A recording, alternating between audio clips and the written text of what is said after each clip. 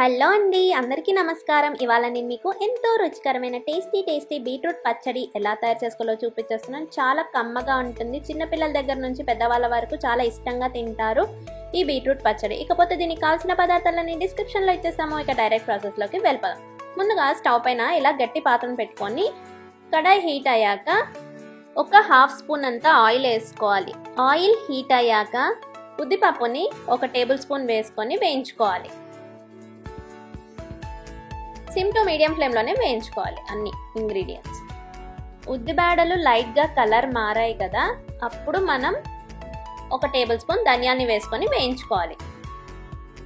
మంచి వాసన వస్తుంటాయి, అప్పుడు మనకు వేగినట్టు. సో ఇవి ధనియాలు కూడా కాస్త కలర్ మారాయి కదా, ఇప్పుడు చిన్న హాఫ్ స్పూన్ అంతా మెంతులు కూడా వేసుకొని అవి కూడా వేయించుకోవాలి. అన్ని ఈక్వల్ కలర్లో రావాలి. మనకి బ్రౌన్ కలర్లో వచ్చే వరకు మనం ఈక్వల్గా మాడకుండా వేయించుకోవాలి. ఇప్పుడు వాటిని ఒక ప్లేట్లో తీసుకొని వెంటనే ఒక టేబుల్ స్పూన్ తురిమిన ఎండు కొబ్బరిని వేసుకోండి. ఎందుకంటే పచ్చివాసన ఏమైనా ఉంటే ఆ వేడికి పోతుందన్నమాట. ఇప్పుడు అదే కడాయిలో ఒక స్పూన్ ఆయిల్ వేసుకొని 2 ఎండుమిరపకాయలు 2 పచ్చిమిరపకాయలు వేసుకోండి. కారం ఎక్కువ కావాలనుకున్న వాళ్ళు ఇంకాస్త యాడ్ చేసుకోండి, తక్కువ కావాలనుకున్న వాళ్ళు తగ్గించి వేసుకోండి. ఇవి కూడా వేగిపోయాయి కదా, ఒక ప్లేట్లో తీసి పక్కన పెట్టుకోవాలి. చూసారా, నేను ఈ బీట్రూట్ని అంటే మీడియం సైజ్ బీట్రూట్ని తీసుకున్నాను. మీకు ఎక్కువ కావాలనుకున్న వాళ్ళు అన్ని పదార్థాలు డబల్ చేసి వేసుకోండి. ఎందుకంటే నేను ఇలా ఒక్క బీట్రూట్ సరిపడా పదార్థాలనే వాడాను. సో అది పీల్ చేసేసుకొని ఇలా సన్న ముక్కలుగా కట్ చేసుకోండి. కరెక్ట్గా నాకు 1 కప్ వచ్చినాయి ఆ ముక్కలు.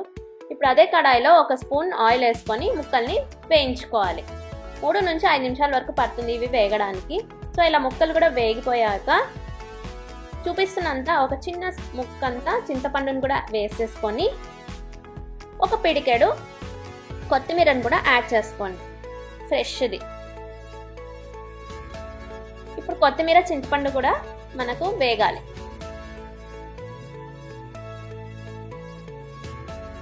కొత్తిమీర చింతపండు కూడా వేగిపోయాయి కదా, ఇప్పుడు స్టవ్ ఆఫ్ చేసుకొని అవి చల్లారనివ్వండి. ఇప్పుడు ఏం చేయాలంటే ముందుగా వేయించి పెట్టుకున్న ఉద్దిపప్పు, ధనియాలు, మెంతులు, ఎండుమిరపకాయలు, పచ్చిమిరపకాయలు, కొబ్బరిని కూడా యాడ్ చేసుకొని ఇవి మాత్రమే వాటర్ వేయకుండా గ్రైండ్ చేసుకోవాలి, పౌడర్ లాగా.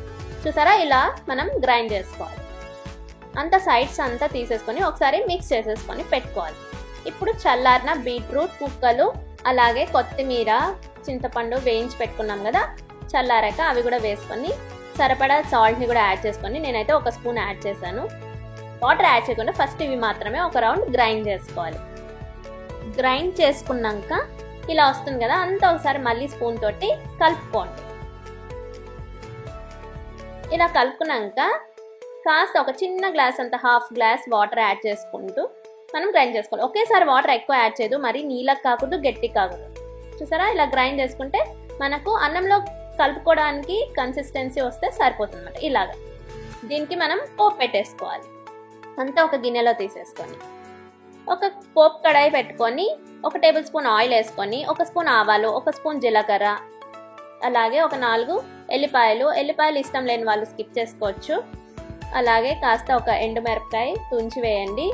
ఫైనల్గా ఇంగు వేసేసుకొని స్టవ్ ఆఫ్ చేసుకొని చట్నీలోకి వేసేసుకొని అంతా మిక్స్ చేసుకుంటే ఎంతో రుచికరమైన టేస్టీ బీట్రూట్ పచ్చడి రెడీ అండి. దీని వేడివేడి అన్నంలోకి నెయ్యేసుకొని తింటే చాలా కమ్మగా ఉంటుంది. ఖాళీ అయిపోతుంది పచ్చడి అయితే, అంత బాగుంటుంది.